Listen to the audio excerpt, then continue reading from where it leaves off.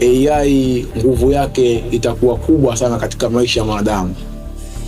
Angalia hiyo video hapo ambayo nimekuwekea hapa. They never stop.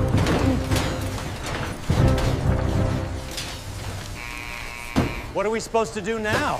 Basi hivyo ndivyo artificial intelligence namna gani itachukua nafasi ya utendaji wa kazi katika maisha ya mwanadamu.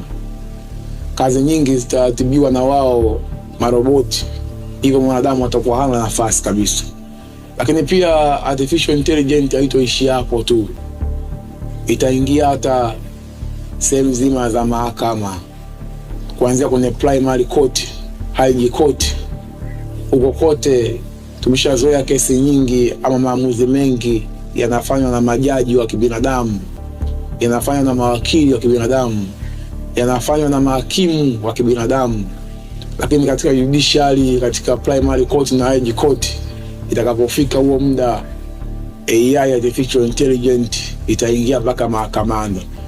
Majaji watakuwa maroboti, mawakili watakuwa maroboti, mpaka mahakimu watakuwa maroboti katika kuamua kesi kwenye hatima ya mwanadamu. Data analysis confirms guilt. This court hereby mandates the maximum penalty. Hivyo ndivyo mfano halisi niliokuonyeshea namna gani AI itachukua nafasi katika maamuzi.